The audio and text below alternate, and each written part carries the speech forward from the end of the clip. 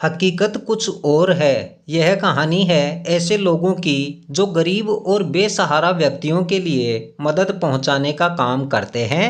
लोगों से चंदे के रूप में पैसे लेकर बेसहारा बच्चों और महिलाओं की मदद करते हैं। मगर कुछ लोग ऐसे भी होते हैं जो मदद का दावा कर दूसरों से पैसे ऐंठ लेते हैं और उन पैसों से क्या होता है यही सब बताया है। हम यह दावा नहीं करते कि सभी लोग ऐसा ही करते हैं, मगर कुछ लोग हैं जो ऐसा करते हैं। कहानी में 4 सहेलियां पिंकी, राधा, माया और रीना हैं। इनमें से 3 सहेलियां पिंकी, राधा और माया एक होटल में बैठी हैं और ठहाके लगाकर हंस रही थी। सभी के चेहरे पर एक अजीब सी खुशी थी।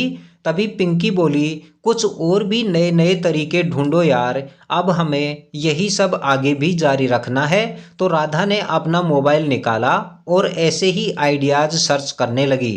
तभी उनकी चौथी सहेली रीना भी होटल में पहुंच गई और बोली, क्या बात है यार, बहुत ठहाके लगा रही हो, मुझे थोड़ी देर लग गई, क्या बात है मुझे भी बताओ। मुझसे कुछ भी छुपाया तो देख लेना, और पास वाली कुर्सी पर बैठ गई। तभी माया बोली, सच में मुझे अपने इस काम का आइडिया इतना पसंद है कि पूछो मत यार। अपने काम में समाज सेवा के नाम पर फोटो खिंचवाकर ग्रुप में डाल दो और सबसे पहले खुद ही चंदे के नाम पर एक बड़ी रकम डाल दो। फिर देखते ही देखते लोक लाज और एक दूसरे की देखा देखी में लोग समाज सेवा के नाम पर अच्छा खासा पैसा आसानी से दे देते हैं और सोसाइटी में वर्चस्व भी कायम रहता है। और वैसे भी आजकल 500 वाला जमाना गया। आज हर व्यक्ति 1000 रुपये तो कम से कम दे ही देता है समाज सेवा के नाम पर। और वैसे भी जो जितना भी देता है हम हंसकर स्वीकार कर लेते हैं। इतने में ही रीना बोली, मैं तुमसे नई नई जुड़ी हूँ, मगर मुझे यह सब ठीक नहीं लगता। और वैसे भी तुम सब यह कैसे कर लेती हो, वह भी इतने कॉन्फिडेंस के साथ।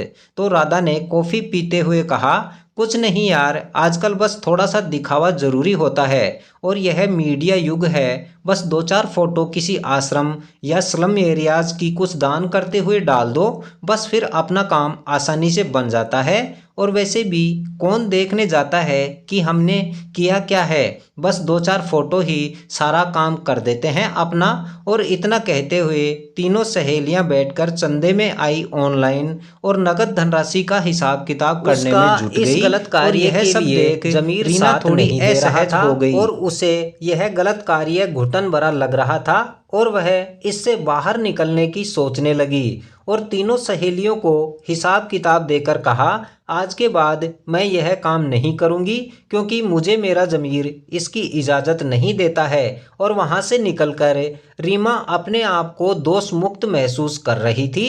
यही थी आज की कहानी। हकीकत इस कहानी से सीख मिलती है कि हम जो भी गरीब असहाय लोगों के लिए दान कर रहे हैं वह उचित लोगों तक पहुंच रहा है या नहीं, यह जानकारी होना बहुत ज़रूरी है। क्योंकि बहुत से लोग आपको चंदे के नाम पर बेवकूफ़ बनाकर पैसे लेते हैं और अपने निजी कार्यों में उपयोग करते हैं। इसलिए जो संस्थाएं गरीब असहाय लोगों के उत्थान के लिए अच्छे कार्य करती हैं उन्हें ही सहायता राशि प्रदान करें ताकि वह ज़रूरतमंदों को सहायता पहुंचा सकें। इस कहानी का उद्देश्य किसी को ठेस पहुंचाना नहीं होकर जागरूक करना मात्र है। उम्मीद करता हूं कहानी आपको पसंद आई होगी और इस चैनल पर आप नए हैं तो इस चैनल को ज़रूर सब्सक्राइब कर लें तथा कहानी के बारे में अपनी राय कमेंट कर ज़रूर दें तथा कहानी में अंत तक बने रहने के लिए आप सभी का बहुत बहुत धन्यवाद।